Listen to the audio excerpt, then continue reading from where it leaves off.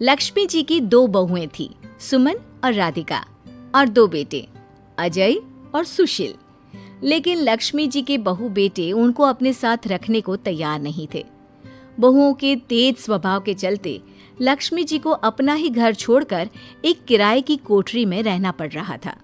कुछ दिनों से उनके बेटों ने उन्हें पैसे देना भी बंद कर दिया था। ऐसी स्थिति में लक्ष्मी जी ने अपनी जमा पूंजी से एक छोटी सी दुकान खोली। एक दिन शाम के वक्त, अजय सुनते हो, तुम्हारी माँ ने दुकान खोली है। दुकान अब इस उम्र में दुकान पर बैठेगी वो। अब क्या किया जा सकता है, माँ की तो बुद्धि सठिया गई है। मोहल्ले में मजाक बनाएंगे सब हमारा। अरे जेठ जी, इसमें परेशानी क्या है अगर सासू माँ ने दुकान खोली है? हाँ, राधिका ठीक तो कह रही है। अपनी दुकान पर बैठी रहेगी, कम से कम हमें परेशान तो नहीं करेंगी। हाँ, वैसे बात तो ठीक है। खुद के 2 पैसे कमाएंगी तो कभी कभार हमें जो खर्चा देना पड़ता है ना, वो भी देने से बच जाएंगे हम लोग। फिर किस बात की परेशानी, खोलने दो माँ को दुकान, हमें क्या। वैसे भी अपनी कोठरी में चुपचाप रह रही है ना, चाहे दुकान खोले या मॉल बनाए, हमें उससे क्या लेना देना। अगले दिन सुमन अपनी सास की दुकान पर पहुंचती है। सासू माँ, आपकी दुकान में शक्कर है क्या? शक्कर जरा 1 किलो दे दीजिएगा। हाँ हाँ बहू है ना, लो बेटा 1 किलो क्यों, 2 किलो ले जाओ। सोच लो सासू माँ, घाटा हो जाएगा आपको, पैसे नहीं देने वाली मैं। देखो सुमन, ये मेरी दुकान है और यहाँ पर जो भी कोई सामान खरीदने आता है उसे पैसे तो देने ही पड़ते हैं। अरे सासू माँ, ऐसा क्यों करी आप? अरे देखो ना, घर पर आपका बेटा और पोते पोती दूध में शक्कर डालने के लिए कब से इंतजार कर रहे हैं। जरा उनके बारे में तो सोचिए। अरे ऐसी बात है क्या? अब मुझे नहीं पता था। बहू एक काम करो, वैसे भी पहली बार आई हो ना, ये शक्कर तुम ऐसे ही ले जाओ, पैसे देने की जरूरत नहीं है। अगले दिन राधिका भी अपनी सास की दुकान पर पहुंचती है। प्रणाम सासू माँ, कैसी चल रही है आपकी दुकान? बस बेटा, जैसे तैसे करके काम चला रही हूँ। तुम बताओ, घर में सब राजी खुशी है ना? हाँ हाँ मम्मी जी, सब कुछ ठीक ठाक है।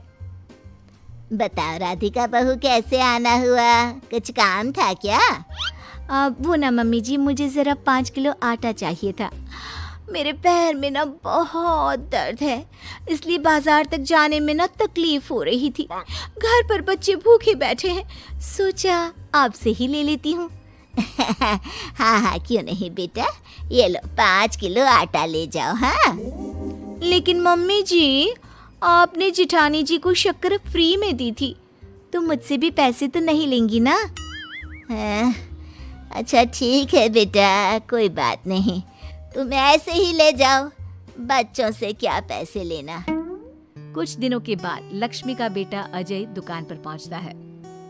कैसी हो माँ, दुकान तो अच्छी चल रही है ना तुम्हारी? सब मोहल्ले वाले तारीफ करते रहते हैं। अब क्या करूं बेटा, तुमने तो मुझे सहारा दिया नहीं, गरीब माँ को घर से बाहर निकाल दिया। कुछ तो करना पड़ेगा ना अपना पेट पालने के लिए। वो माँ ना बहुओं की बहुत चिक चिक रहती थी। अब देखो कितनी अच्छी जिंदगी है तुम्हारी, खुद कमाती हो, खुद खर्च करती हो, इससे अच्छी भला कोई जिंदगी हो सकती है क्या? हाँ बेटा, दिल को बहलाने के लिए तुम्हारी ये बात भी सही है, लेकिन कोई बात नहीं बेटा, मैं खुश हूँ। अच्छा माँ, मैं क्या कह रहा था, जरा 500 उधार तो दे देना। कमाल की बात है बेटा, तुम मुझसे पैसे उधार मांग रहे हो, तुम्हारे पास पैसों की क्या कमी है? अरे माँ, इस महीने की तनख्वाह नहीं आई और आप तो अपनी बहू को जानती है ना, उसे शॉपिंग करनी है, जल्दी वापस लौटा दूंगा माँ। ठीक है बेटा, ये लो 500 रुपए, लेकिन देखो कुछ दिनों में वापस दे देना, मुझे अपनी दुकान के लिए माल भी तो खरीदना है। हाँ हाँ ठीक है माँ, जल्दी पैसे लौटा दूंगा। बहुत दिनों तक अजय अपनी माँ लक्ष्मी के पैसे वापस नहीं देता और सुमन और राधिका बार बार किसी न किसी बहाने से अपनी सास लक्ष्मी की दुकान से बिना पैसे दिए खूब सारा सामान ले आती है, जिसकी वजह से लक्ष्मी को अपनी दुकान में बहुत घाटा होता है।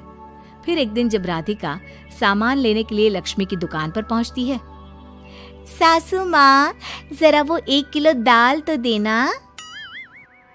नहीं बहू, अब मैं तुम्हें या सुमन को कोई सामान फ्री में नहीं देने वाली। तुम लोगों ने कभी कोई मदद नहीं की मेरी, उल्टा मेरी दुकान से फ्री का सामान ले जाकर मुझे मुश्किल में डाल दिया है। लेकिन मम्मी जी, हम तो आपके बच्चे हैं ना। अगर इतना ही मेरे बच्चे हो तो फिर मुझे घर से बाहर क्यों निकाल दिया? देख बहू, अब मैं तुम्हें 1 रुपए का सामान भी फ्री में नहीं दूंगी। और जाकर सुमन को भी कह देना, आए दिन तुम्हारा पति मुझसे उधार ले जाता है और वापस भी नहीं लौट आता। राधिका गुस्से में घर वापस आती है। घर आने के बाद, क्या हुआ राधिका, बहुत गुस्से में लग रही हो तुम? सासू माँ की दुकान पर गई थी ना? सासू माँ का तो कुछ करना पड़ेगा, जब से ये दुकान खोलकर बैठी है। अक्कड़ तो देखो उनकी। अरे लेकिन हुआ क्या है?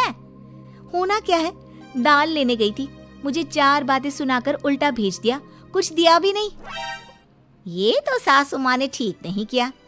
देखो मेरे पास ना एक बहुत अच्छा प्लान है। कैसा प्लान भाभी?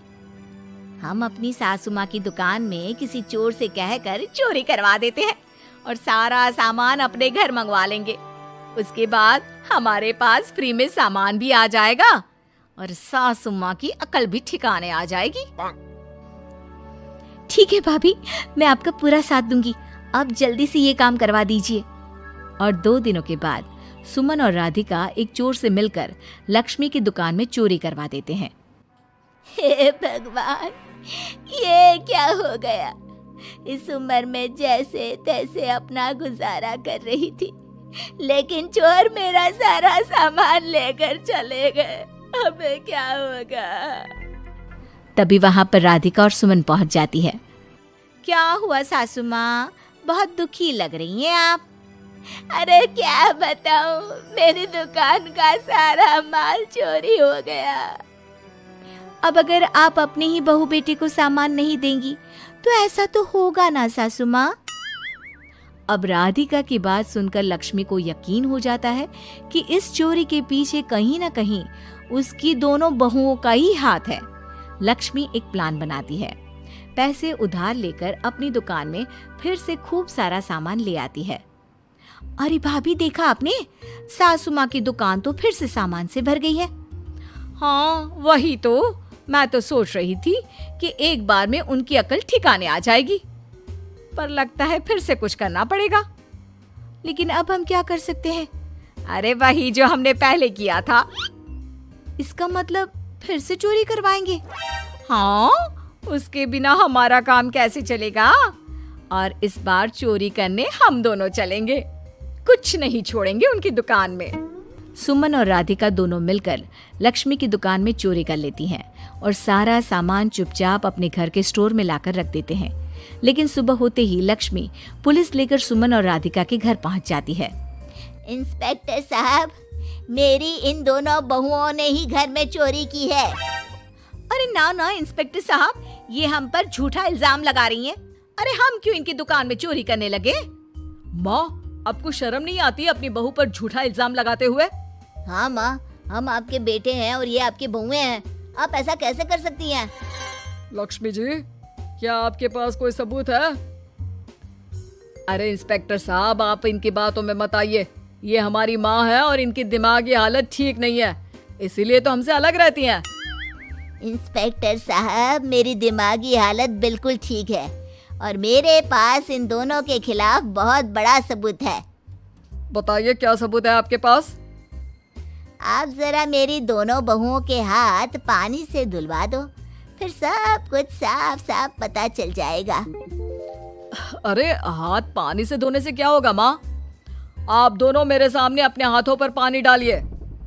जैसे ही राधिका और सुमन अपने हाथ पानी में डालती हैं, उनके हाथों का रंग लाल हो जाता है और ये देखकर सब लोग हैरान रह जाते हैं। अरे ये क्या, तुम्हारे हाथों का रंग अचानक से लाल कैसे हो गया? क्योंकि मैंने अपनी दुकान के सारे सामान पर एक तरह का केमिकल लगा कर रखा था। मुझे पता था जो भी चोरी करने आएगा वो सामान को अपने हाथों से उठाएगा और उसके हाथों पर रंग लग जाएगा। अरे माँ, आप तो बहुत चालाक निकली। इसे चालाक नहीं बेटा, बुद्धिमान कहते हैं। और जिसके तुम्हारे जैसे बहू बेटे हो उसे थोड़ा बहुत तो अपनी अकल से काम लेना ही पड़ता है ना। शर्म नहीं आती आप लोगों को अपनी ही माँ को परेशान करते हुए? हमें माफ कर दीजिए सासू माँ, हम आइंदा ऐसी गलती कभी नहीं करेंगे। और हाँ, आपको अपने साथ रखेंगे, आपकी सेवा करेंगे और पूरी इज्जत भी देंगे। हमें माफ कर दीजिए।